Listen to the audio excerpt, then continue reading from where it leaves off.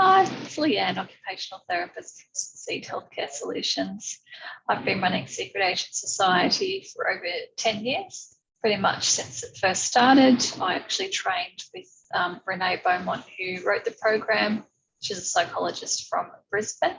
And I'm really passionate about running it because our program is really effective, and the research shows that 70% of the kids in the clinical deficit range for social emotional functioning progress into the typical range after the 9 weeks and maintain those gains at 3 and 6 months. And the results that we've seen from our clinic over the 10 years have reflected that trend, which has been absolutely fantastic. So I will just share my screen with you and take you through the teacher information session for Secret Agent Society.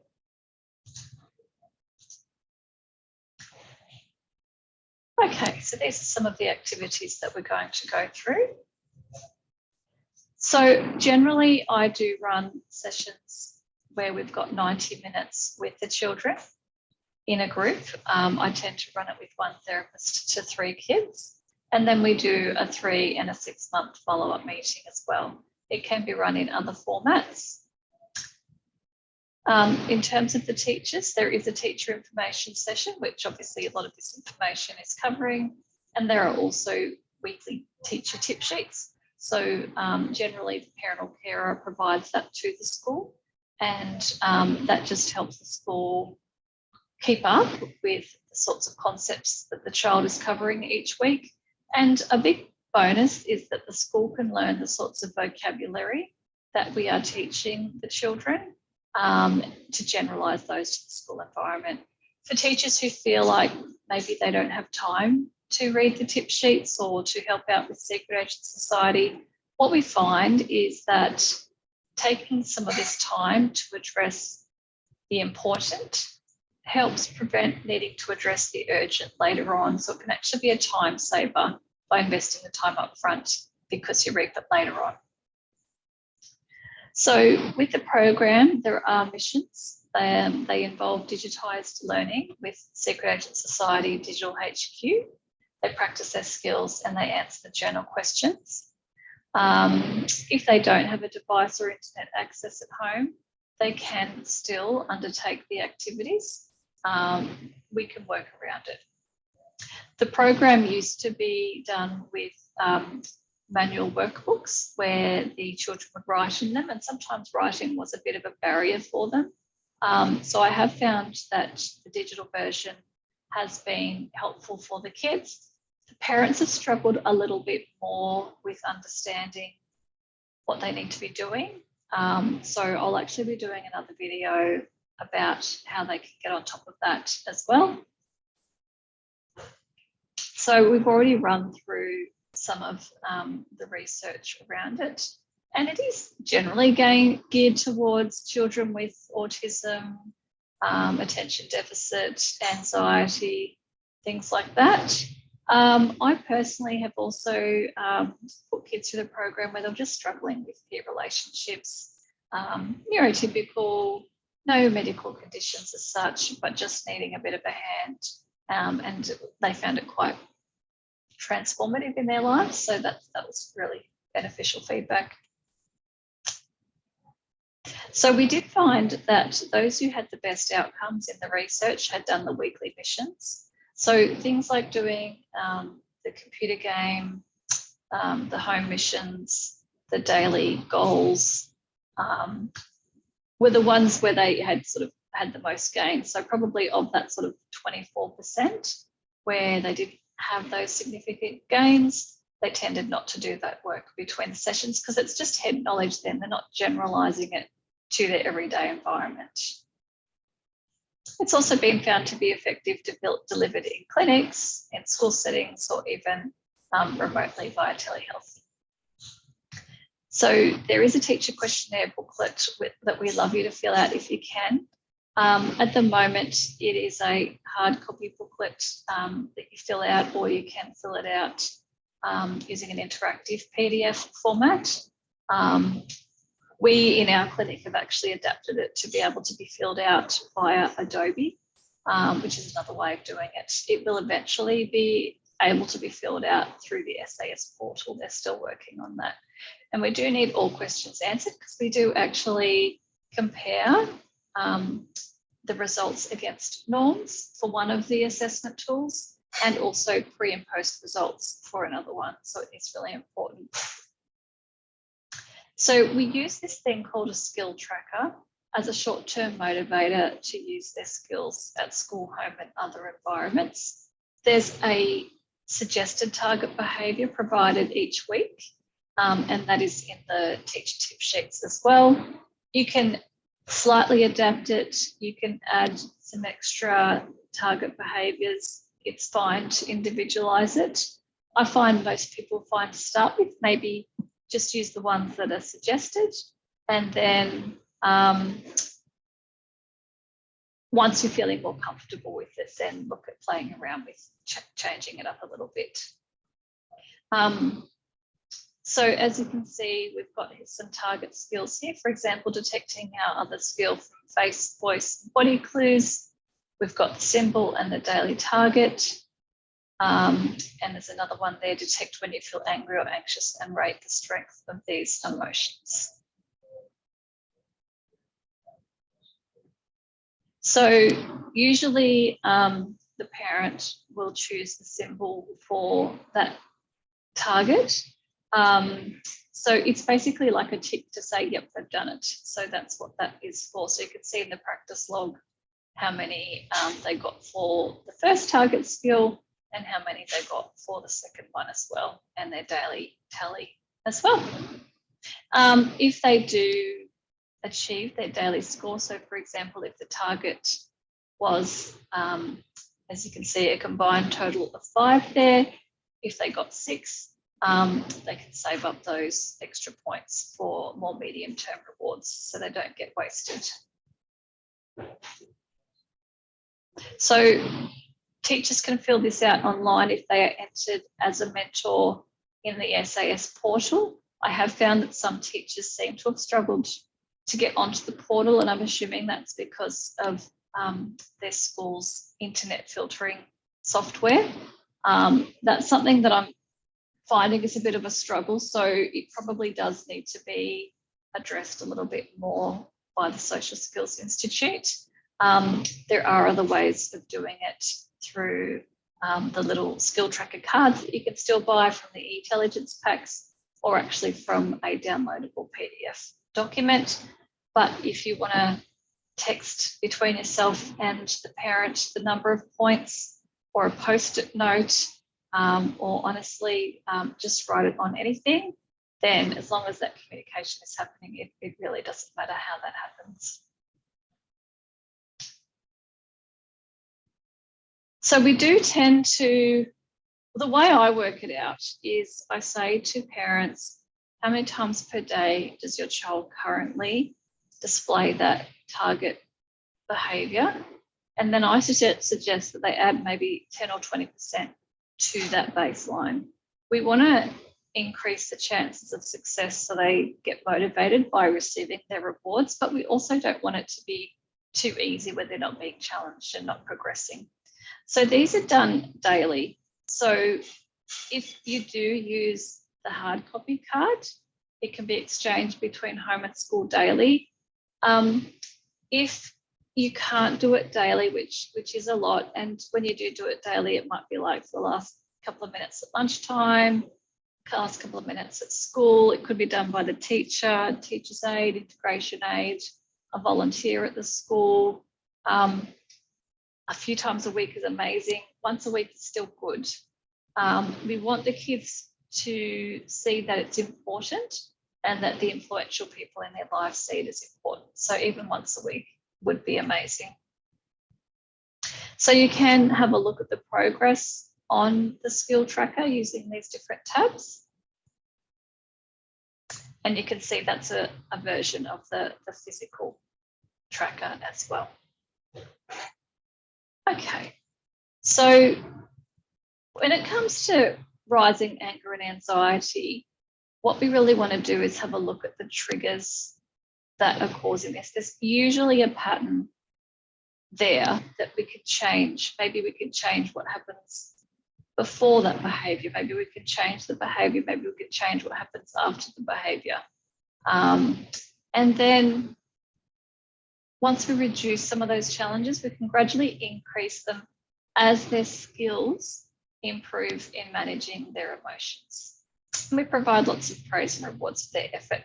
The way I see rewards and these target skills is a bit like when I go to work.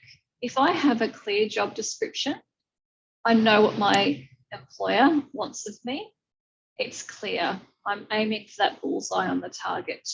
If I work in a job where I've got no job description, I might desire to please and I might miss the mark because it's not explicit and it's not clear. And it's very hard to measure how I'm going. So it's going to be hard for me to get that sense of satisfaction about doing a good job. In terms of the rewards, you know, getting paid for work, it's a bit like these kids getting rewards for their hard work because they're working on skills that maybe don't come so easily for them. Okay, other ways to prevent anxiety and anger is looking at those daily schedules. As you know, they tend to like routine, giving warnings before activity transitions or uncommon events. And we want to avoid accidentally rewarding misbehaviour. So, for example, sorry, my background's just changed there. Not sure why that happened. So basically, if a child is having anxiety or anger issues, and then they're allowed to avoid that task, but then once they've calmed down, aren't brought back to resume that task, that could accidentally reward that behaviour. Or if they then are able to get out of doing school for the rest of the day by being picked up early, that could accidentally reward misbehaviour. So we need to be a bit careful about what the consequence is after the behaviour and make sure that we are trying to reward the right thing. So in terms of, we call them relaxation gadgets. So they're gadgets to help you feel better. So we cover some of that with our emotionometers and code cards. One thing I would suggest, I've heard anecdotally from parents that there have been some schools that have run SAS with the students. And because Secret Agent Society does talk about using relaxation gadgets that are high energy when they're around about a 7 to 10 out of 10 for anger and anxiety because it's an energetic emotion, they've kind of tried to force the children to do physical activities when they're that angry. That involves talking. And we know that when we talk to these kids when they're really anxious or angry, it's kind of going to make it worse. And I've seen it cause some really concerning outcomes. So yes, we can help them understand the principles and the concepts, but then we need to apply really child-based thinking and work out, is this being effective? Is this getting the outcome we want? Or do we actually need to change our expectations? Do instead they need to squish some Play-Doh, or do they need to rip some paper, or something, crunch some ice, you know, something else that's still got a physical element to it. So, and some kids kind of just need their quiet time. So it's just really important to bear in mind that this is a guide, but then we always need to treat the individual because everybody's different. So it is helpful if you can even role play how your student's going to use their signals that we teach them. For example, signaling if they are super angry or anxious and need to take a little bit of a break with no talking. It could be a hand signal, code word, or a code card. We need them to feel assured to kind of walk through it, to rehearse it so that they're not trying to do it for the first time in the moment, where this could be potential for confusion. It may turn them off and they may feel unsupported. So that's a really important thing to do as well. So really, when children are first showing signs that they're feeling a bit angry or anxious or distressed, we want them using their relaxation gadgets early on. Another option is also, of course, to empathize or validate their emotions. They may not even realize they're feeling them. So a little bit of emotion coaching can come in. That's a bit of a different program that I offer, but this one's more around the skills. What I do notice with Secret Agent Society is that kids go from kind of needing external adult support to identify that they need to use a relaxation gadget to actually progressing to being able to start initiating using them themselves, being more aware of what's going on the inside of them. I hear some families say, oh, my child goes from 0 to 10 in an instant and I don't even see it coming. My comment there is that for some of these kids where the parents have advised that, the signs between sort of the 1 to 7 are very, very internal. So things like the heart racing, the breathing getting more shallow, the racing thoughts, things like that, and maybe some sweating or something like that. And so it may not be an outward sign that's easily or even subtly detectable. So by them learning to tune into it themselves, that's going to be easier. The other thing I say for families where they feel like they kind of go straight from 0 to 100 is look at the triggers. So when we know that they're about to go into a potentially highly triggering environment, we can prime and preempt them and remind them to use their skills before they go into that environment. And maybe we need to amend that environment a little bit as well. So we do teach about a fire engine gadget. That's something that can be negotiated with the school. Basically, it's where if you or the young person feel that they are kind of a 7 or more out of 10 and they need some time where they're not talking away from the task that they're doing, you can do a signal, a word, a secret code card, and they're, you hope that they will go and just take some time to calm down. The idea is that you don't talk during that time to them and they don't talk to you. Now, where they can go and what they can do, that's really a point for discussion with the school about what's doable, and also with the child and the parent to see if it's going to be effective and result in the desired outcome or not. Okay, you can even do our daily whole of class relaxation time for 5 to 10 minutes. So what we're trying to do is actually strengthen a thing called the vagal nerve, which we can increase its tone. And that really helps with being able to stay in a relaxed state. Or even some relaxation apps could be used as well.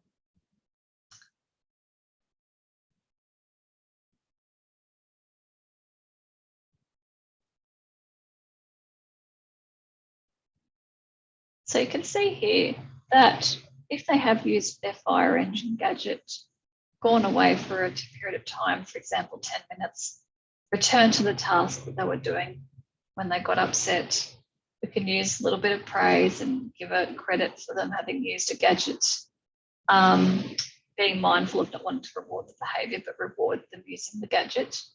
And then once they're really, really calm, so I would say a minimum 20 minutes later, and it depends on the individual, you want to review that situation and develop a plan for next time. So you can use comic strip conversations for that, where you're drawing out stick figures of what happened, what the people were thinking, what they were feeling. You could even talk about what things they did well and maybe something different they could try for next time.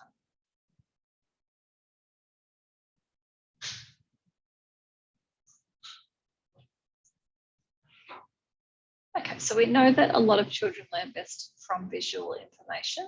So Secret Agent Society tries to make lots of what they do visual, and that's where those comic strips conversations come in as well. So with those, we're looking at the who, what, where, how, why types of questions. I just kind of keep it basically to what were they thinking, what were they feeling, You can even include some perspective-taking questions about what others were thinking and feeling who might have been onlookers, and whether that might affect if they want to play with them. And as they get older, you can talk more about how it might affect their reputation. So when they get a little bit older and understand that concept as well. And the student can take the lead in drawing that picture.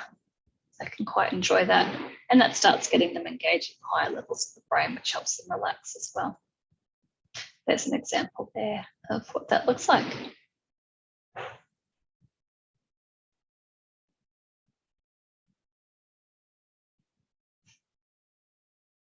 So we do talk about peer mentors. So sort of, a socially empathetic, capable peer who might be willing to include the student at break time can be really, really powerful and really useful. Times where that can be most useful is when they first start into a new school, pretty much at most grade levels, really. It's just such a great way to help them transition. And they can even point out certain areas to keep away from and things like that to help keep them safe.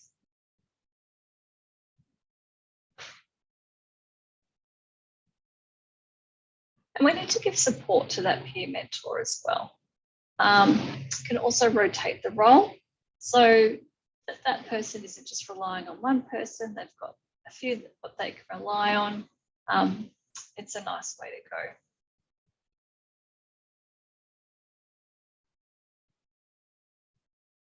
And we can help those peer mentors with things like certificates and things like that for being peer buddies. We also, in our therapy programs, use what we call peer mediated intervention. So that's where we're using the peers to help the other kids who are attending understand some concepts rather than us explaining it to them.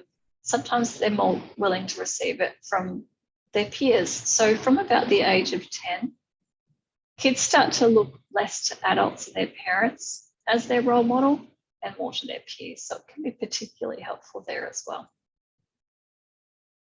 And of course, you can have a class-wide friendship rewards system because, as we know, school isn't all about academics. We've learned that with online learning. Online learning can teach academics, but the kids are missing out on all of those other whole child behaviours, things like taking care of their social needs, their emotional needs, their physical needs, their well-being in general. There's a lot to it.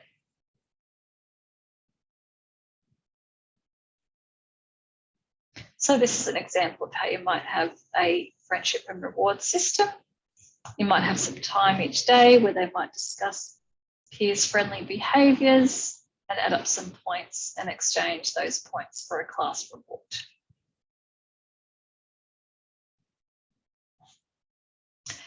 There's a bit of information here on preventing bullying.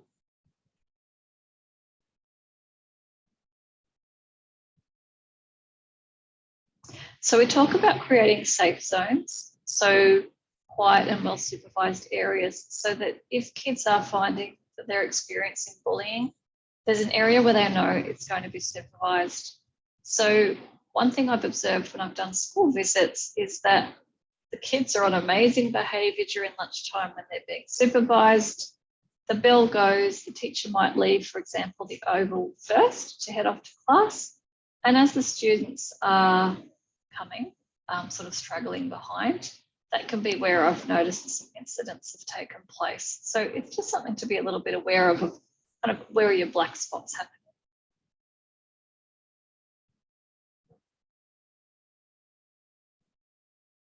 So I hope that's helpful in giving you a little bit of a rundown about the Secret Agent Society program. So I think the key points are we've got the weekly teacher tip sheets to read. We've got the daily points, if possible, to allocate.